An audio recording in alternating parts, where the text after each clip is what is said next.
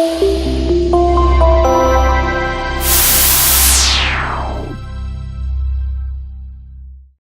everybody, John Costigan here, and I got a quick little tip for you called the humble email. And it's an email that you're going to send out when you have a customer or a prospect who is either delaying or pushing things out, and you feel like you are probably pushing too hard. It's funny. I'm a big believer. Time kills all deals.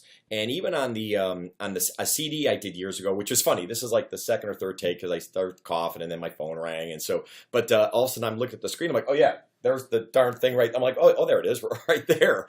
So it's funny. There's a track on one of those 5 discs that says yes is a great answer, no is a good answer, but maybe stinks. And when I say that in class, everybody goes, or I'm speaking in front of an audience, they'll go, oh, absolutely, yep, yes is great, no is good as long as we get it early on, but maybe stinks. Because you get stuck in this place called Hope Alley, where you just keep hoping you get the deal. So there's a balancing act there, because we know time kills all deals, and we want to get that no up front if we can, that way we don't waste resources. But sometimes hope isn't a bad thing. And I don't mean like, what was one of the best movies ever? And I know sometimes when I do these and we talk about, I'm such a movie guy, and the Shawshank Redemption, with Morgan Freeman and Tim Robbins, right? And right towards the end, what a great line where he goes, where Tim Robbins is speaking to Morgan Freeman, and his name is Red, and he goes, Red, hope's a good thing, maybe the best of things. And I agree with that. And by the way, it's okay in sales for a while too. It is. Hope's a good thing, because I think a lot of reps, they'd rather have hope than get the no. So sometimes you may not ask that one question because your fear is you're going to get a no. So you'd rather leave going, hey, at least I didn't get a no, and I have some hope. And it's not bad. It's okay to be in hope.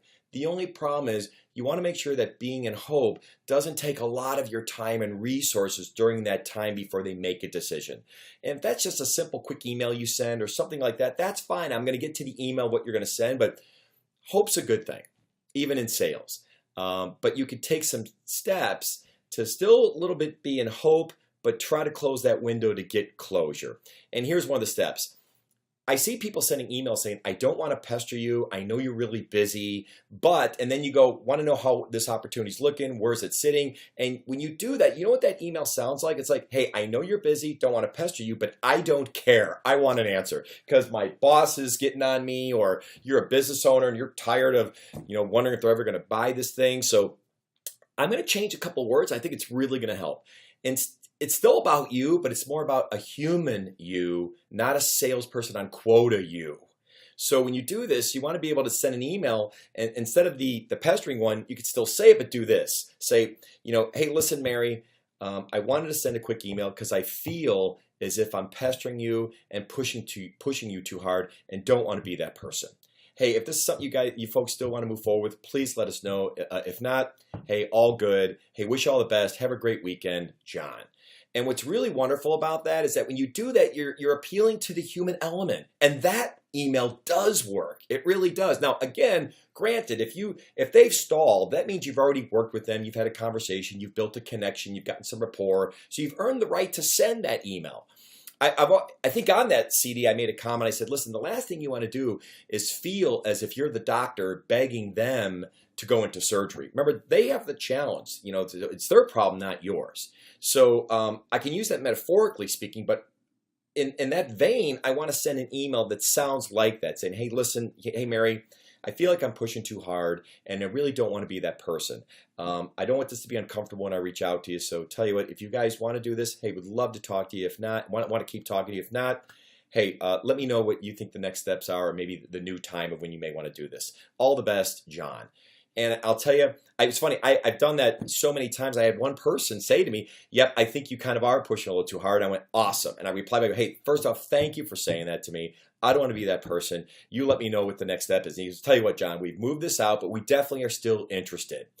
Here's our next steps. So, and then the other great emails when they come back to you and you go, oh, no, you're not pushing too hard. I really have been busy, but how about this? Let's do this.